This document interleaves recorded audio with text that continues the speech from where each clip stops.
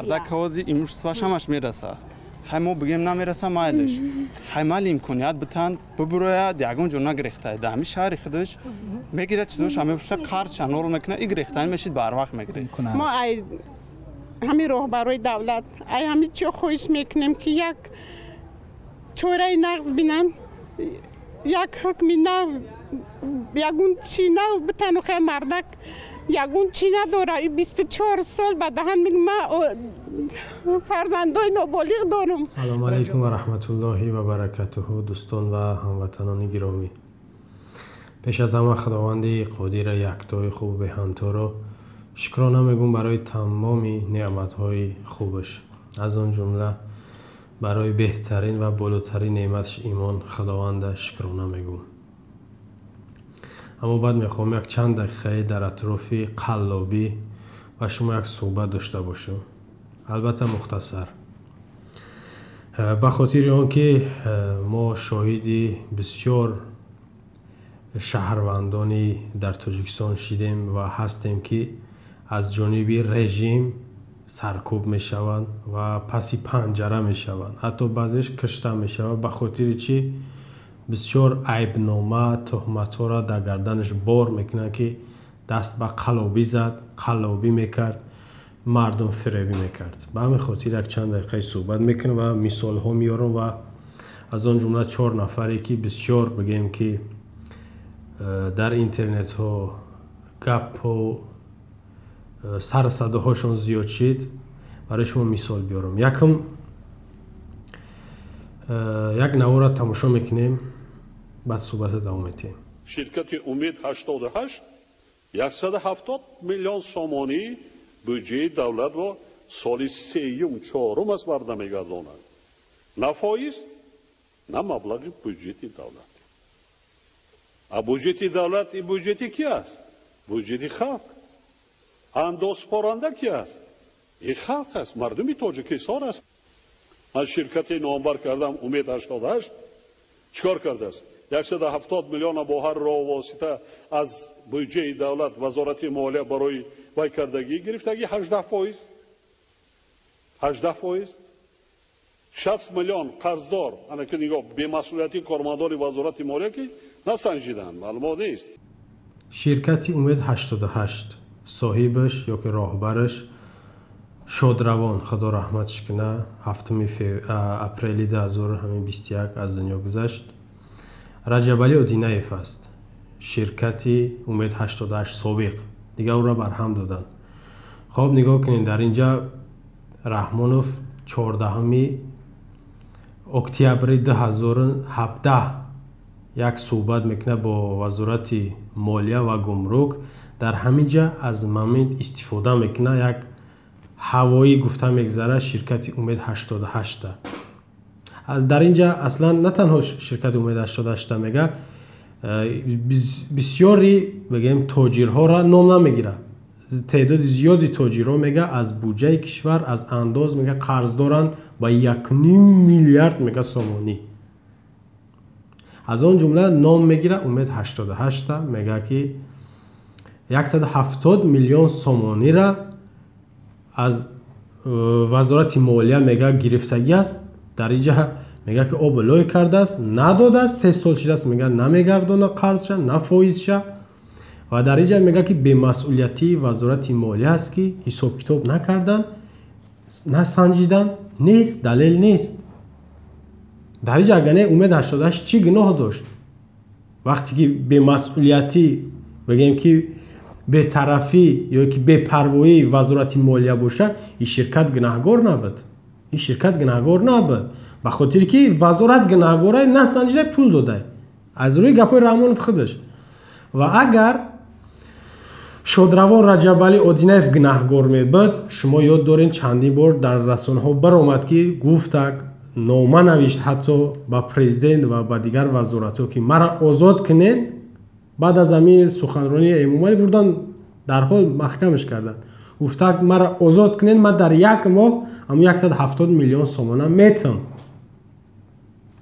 او را به 8 بگیم که جنایت متهم کردن، به 8 جنایت: قلابی، دزدی، اسرافکاری، دزنگی و دیگر بگیم که موده هایی که تیار دارن که هر کسی را بخواهند زندان کنن اما موده را در سرش بار میکنن.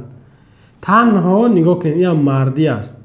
تنها همون شادروان رجب علی ادینایف یک گناهش را بر عهده، گناه نیست اصلا، اما از نگاه دولت از نگاه بگیم قانونی تاجیکستان که گناهش میحسابند دو زنگی را به گردن گرفت که بله من دو زن دارم، دیگر جنایتاش را به کله نگرفت. خیلی ما درباره دزنگی زیاد گفتیم، بازم تکرار میگیم که دزنگی اجازته در نزد رحمان و گناه های جنایت. اما نگاه کنید اینجا رجب علی ادینایف مرحوم با 24 سال زندان محکوم شد بعد از یک سالی بگیم که این بحث این گفته شنیده ها. بازم دلشان تر نشد. 2020 یاد داشته باشین رئیس سود عالی شیر محمد شغال با 4 سالگی درباره 24 باز زم کرد یا یکی بگیم دباویت کرد، اضافه کرد. 28 سال زندانش کردن. زید سعیده 29 سال.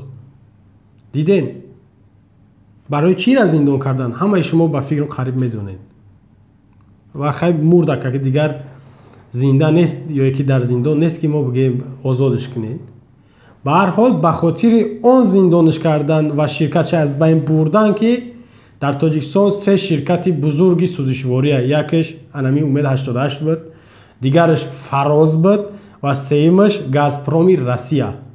انا که ببینید گازپروم زورش نمیرسه، میدونه نه شرکت روسیه جرس میته بگیم که خوجه خارجیش پوتین و فرازش ای دوموچه در اینجا فقط شرکت امید 88 بگیم که میشد میکرد و این هم بسیار میدونه که در بسیار چورابینی ها هم فرهنگی هم سیاسی و در بعضی معرکه های حتی مردمی این دست خیرش هم میرسون. شرکت امید 88 اینا شما زیاد شنیدگین اوازوشه دستگیری میکرد، فینانسیر ود میکرد بعضی هنرمندا را یا که بگین سرایانده ها را. اما با غیر از یک فایده گش همین بود که رقابت بود بین فراز و گازپروم. همین شرکت امید 88 شوفیرها بسیار میشناسین یا که میدونینش که ارزانتر میفروخت بنزین. بگیم که یک خدمت مردمی میکرد، خدمت مردمی میکرد. تمامی بگیم تاجیکستان در فایدهش رسیدگی است. تمامی تاجیکستان در تاجر بود و باید که در بالای بگیم محصولاتش یا که بگیم همو مالش پول بمونه. ولی بعضی چی میگن این ما در کمک نکرد یا که شاید بگن که این یک تاجر بود، یک بیزنسمن بود، خیش خچا سر میکرد. خیلی گپ نیست. خیش خچا سر میکرد، خیش ترا سر میکرد یا خچا توقع سر میکرد، فایدهش به تمام مردم تاجیکستان رسیدگی. و نگاه کنین زندان کردنش به خاطر این هم دامادش رهشک شده کنه.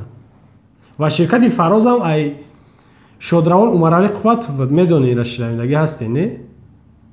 دامادش مجبور یا که بگیم بازوری ای دستی حاجی عمرعلی گرفت و حاجی عمر هم به خاطر شرکت فراز نکشتن، به خاطر مبارزش کشتن و از همون شتای خوردگیشون اینا استفاده کردن. رجب علی ادینایف آزاد نموندن، بردن زندانش کردن که با رنگ حاجی عمر نشه و بیرون از وطن برایه و بر ضد ما گپ زنه یا که ای مالش دفاع کنه. نگاه کنید که ایرا آزاد نکردن، بیچاره همون مادرش حتی زنش فرزنداش التجا کردن که آزادش کنین، میگیرن میته قرضاتونه، در حالی که نگاه کنید قریب 1000 کارگر داشته است.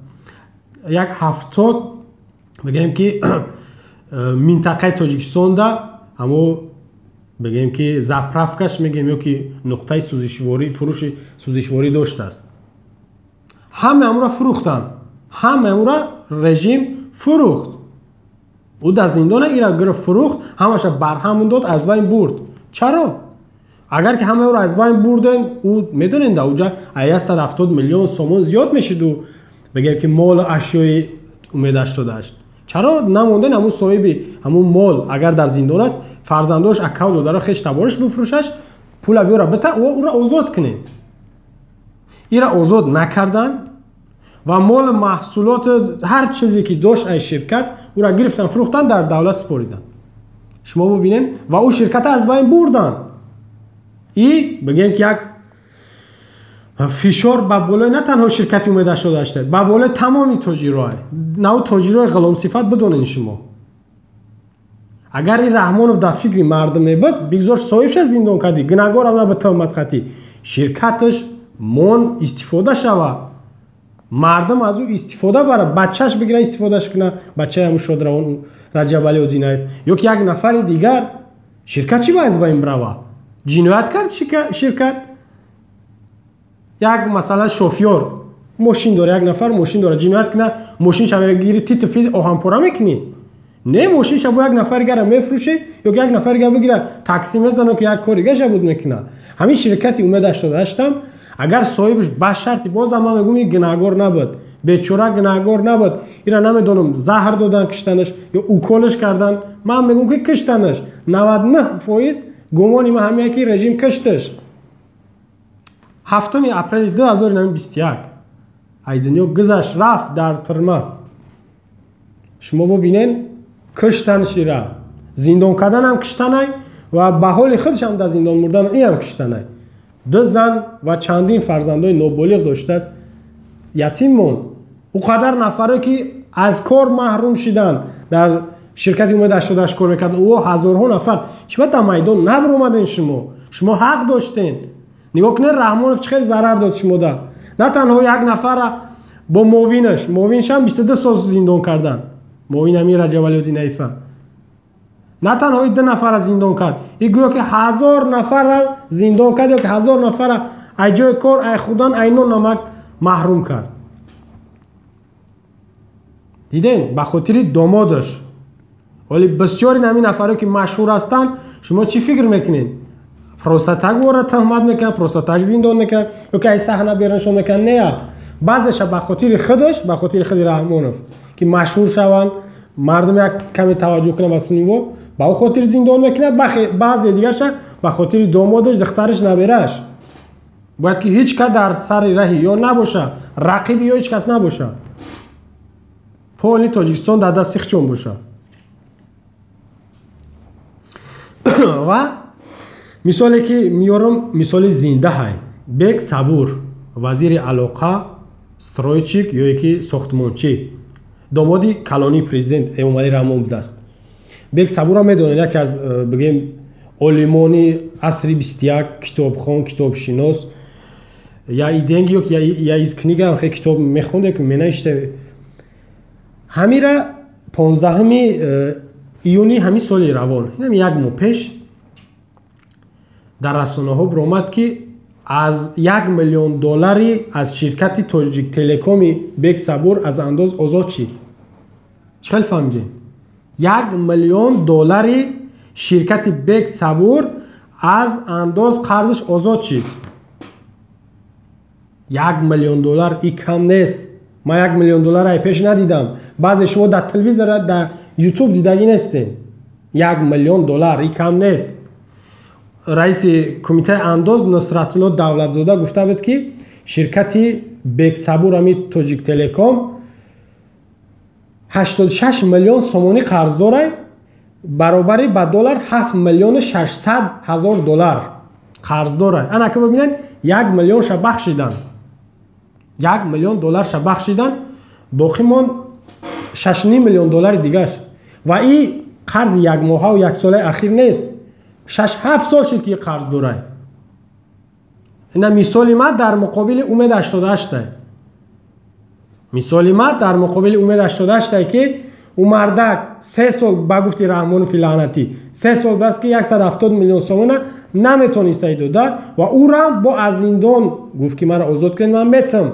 با زبانش اما به هر حال وظیفه یا مقصد یا هدف یا آن میبود که او را زندان کنن شرکت را تیت پیت کنن نابود کنن این کار کردن به مقصد چون رسیدن بیگ صبور 7.5 میلیون دلار قرض داره $1,000,000 ش از بودجه کشور بخشیدن بودجه کشور حق ما و شماه کجا دین اون نفرایی که میبروین میگن این قلابه او قلابه انا ببروین بگن بیگ صبور قلابی کرد از بودجه کشور وزارت مالیه کمیته انداز حق نداره این را ببخشه او حق ما و شما من نمیبخشم بیگ صبور رو محکوم میکنیم که این باید زندان شود چرا بیگ صبور رو نمیبرن زندان کنن چند ساله پولی قرضاش نمیتونم من شاهد دارم حتی کارمندانی نگاه کنید کارمندانی که در استرویکوش در شهر کلوب کار میکنن 3 ماه 4 ماه 8-10,000 سومشون ندادن.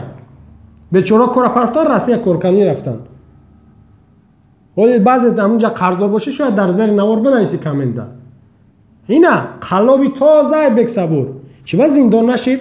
برعکس اون نفری که بک صبور گفت که تو قلابی تو قرضداری او را بردن زندان کن. رئیس شهر کلوب بهرام عنایت زاده یاد داره نه سال گذشته گفت یک خواجه اهرال ولید در کلوب پیدا شده قرضش هم نمیده سری وقت. اینا از اندازم قرض داره همون پول او برق همه طرف قرض داره نه تنها شرکت بک صبور تمامی دوماداش تمامی همین دختر نبیره و خش اقربای رحمانوف یگان انداز یگان نمود بگیم که پول دولت در یگان سوها نمیتن در یگان سوهاش. این هم اختلاف فکر کنید کدام شما در خیالتون میاد که یک خش رحمانوف پول برق یا پول او میته حتی خوردن او به پوله شما این رحمت میدونید. خوب خب به هر حال بک صبور باید زندان میشید زندان نشید. برعکس خیانت تایی که از تن ملت از حساب مردم اینا بخشیدن $1,000,000 شد. چی با میبخشین؟ چی با میبخشین استرویچکا؟ این ماشین بیزنس داره ماشین این باید ونوترینی نروژنی حلش میکرد پول میورد میداد نمیداد برای زندانش کنین. اینا ببینه $1,000,000 شد بخشیدن زندانش هم نمیکنن. او بیچاره امید 88 در روبرشه بردن زندانش کنن و بیچاره مرد رفت. دیده نه که شما شناختین دشمن کیه و چی هدفها داره. هر یکی ما رهبران تمام ساختار و مقامات دولتی و کل خدمتچیان دولتی باید به خلق صادقانه خدمت کنیم نه خلق به ما.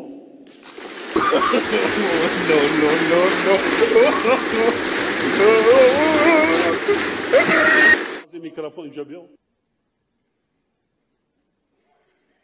کیه شما؟ رجب زاده شهباز مظفر. چند سال شد کار میکنی؟ 1 سال و 8 ماه محترم جناب. 1 سال و 8 ماه؟ چند خانه داری؟ راست شگو. 3 تا محترم جناب. چند ماشین داری؟ 1 تا. 1 تا می راست شگو. من دارم دستم ده. فهمیدم 2 تا من است 1 تاش از من است محترم جناب. 1 تاش به نام دیگر 1 تاش به نام خودت. چند سال میستد ماشین؟ چند زبانی خارجی را میدونی؟ 3 زبان محترم جناب.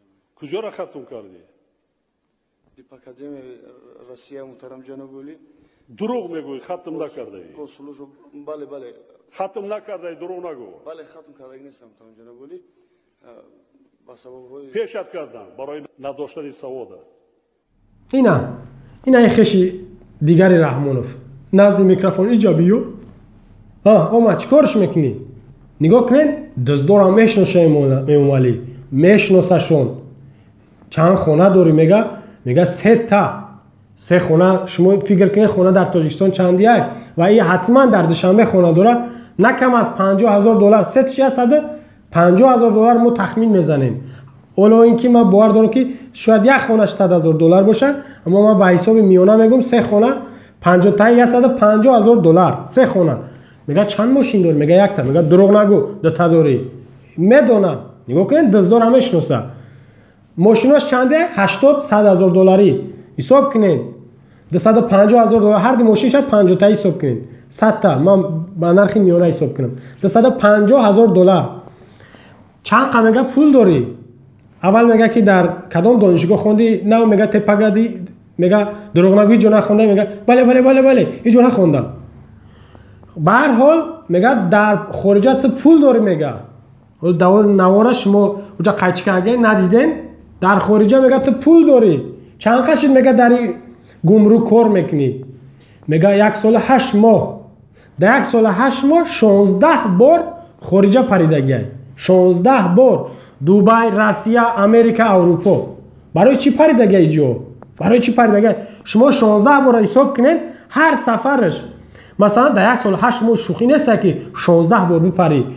پروستاتک تماشا هم نمیتونی قبل بپری فقط پول بردگیه. شاید یکی از همون بگیم که پول کشک تاکسی همون یگون نزدیک رحمانوف بوده همی یعنی پول همون را میگرفته برده یا که حساب کتاب میکنه در اونجا میگه 3 زبان هم میدونم که 16 بار حسابش کنین یک طرف $500 عبرت نمایمگی 500 نرخ میانه قطعی میگم برای هر کشور نرخش فرق میکنه بلیت اما نرخ میانه قطعی $16,000 تنها در راه پولش رفتگی غیر از او خوردنش کیف صفوش تماشا و دیگر رس خودش خیلی فهمیدین $16,000 پلوس $250,000 غیر از این او پولش که نمیگه اینجا میگه در خارج پول داری او را بگردون بیار عریضه تبونایز ای کار بره خوب شد از جناب عالی میگه ای کار نرفت برعکس در دیگر جا با کار گرفتنش از این بگیم که ساحه ای گمرک برآمد در دیگر ساحه کار در آمد حتی همو رئیس آژانسی مبارزه بر ضد فساد سلیمان سلطانزاده گفت که یگان نفر شکایت نکرده و بر ضد هیچ تفتیشات نمیشود ببینید نوارش ببینید که چی میگه در اونجا یک محله عام میگیم یا که یک پوبلیش گپ زدگی خیلی شما در شهر نیست یک کس شکایت کنه شما دیدینش که پرسیده استنش یعنی اولی پرسیدش و او قولش که بله دارم همش دارم شما دیگر کی باید شکایت میکرده ای حق مردم دزدیده چی با نفرای نمیبروین که بگن حق ما را گرفته است این برای فریب برای مکر راه قلابی خطی سوم گرفته و خانه خریده ماشین خریده در مقابل یه مثال میارم ایشان مثال زنده عزت امان قریب یک خطا نکنم 15 نوار شید با دیدن ما 15 نوار است که هم زن هم مرد تنها ما نفرش که شکایت میکردگی اون نفرش که عزت امان نمیشناسن و میبرن هی هوی میکن اوش یک طرف برآمدن ایکل کورس چی گفتن از ما از 2014 عزت امان 80,000 روبلی قرض داره او دیگرش برآمد سال 2015 او دیگرش 2 سال پیش یا سال پیش ایما عزت امان اینقدر پول قرض داره جمعش کردن 1 میلیون روبلی روسی میشوه در رسانه دیدگیم 1 میلیون روبلی روسی عزت امان گویا از همین 10-15 نفر قرض داره و یا برآمدن شکایت کردن 1 میلیون روبلی روسی را حساب کنید $100 7,500 روسی مثلا برای کورس هر روز پایان بالا میرم 7,500 روسی $100 $1,000 75,000 روسی انا که حساب کنید $15,000 1 میلیون روبلی روسی قریب $14,000 میشود اینا خیلی $15,000 حسابش کرد $15,000 عزت امان قرضدار بوده با 1 میلیون روبلی روسی شهباز رجبزاده 16 بار خارجه پرید $16,000 تنها در رشت پرید ای که حساب کجا بود چی من نمیبره یک نفر بگه که مرا فریب کرده ما پول گرفت یگان قرضدار نداره او یگان کس فریب کردگی نیست اگر بگین دروغ میگین او معاشی نداره که در یک ماه $30-40 هزار بگیره شما همه تیره میدونید و او تنها یک دزد نیست من مثال زنده آوردم به خاطر که اومالی او را بخشید و این نفری که در خدمت مهاجرای عزت امان نفری که بسیار شما ای سیاه میکردگی در سفید میکردگیش زیادتای شاهدش زیادتای یعنی نفری که خوبی شدیدگیان زیادتای ترازو میگیم که چی و ایرا نمیبخشن آزادش نمیکنن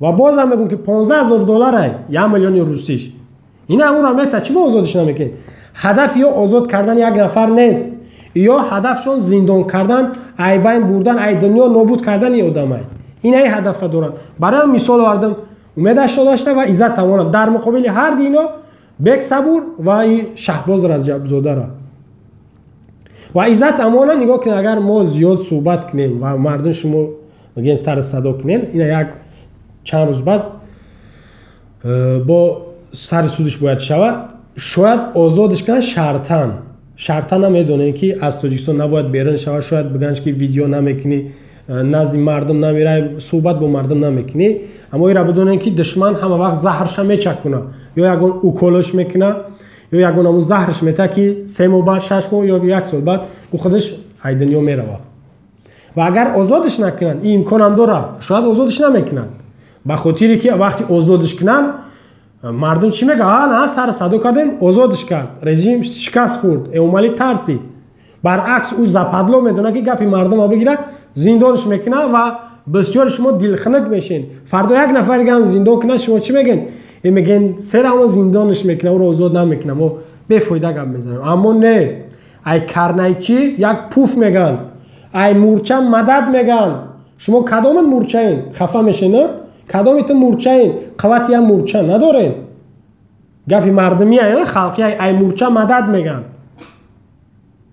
برای همون شما باید گپ زنه که عزت امون قلب نیست، ما را خدمت اگه آزاد شود. گپ درباره قلبی میرفت. دیدین مثالتون آوردم که امید 88 به خاطر باید شرکت چای بین برن و خودش زندان کنن یا تهمت بستن در بالاش. اگرچه پول او گرفتن، دواینا گرفتن، اما به هر حال زندانش هم کردن، به هدفشون رسیدن و از عالم چشم پوشید. در مقابل او بیگ صبورا $1 میلیون آزاد کردن، بخشیدن و این 6.5 میلیون دلار که با قرض داره زندانش نمیکنن. برعکس نفری که از این بگیم که انتقاد میکنن گپ میزنن او رو میبرن زندان میکنن. و در مقابل عزت اما شهباز مثال آوردم که $260,000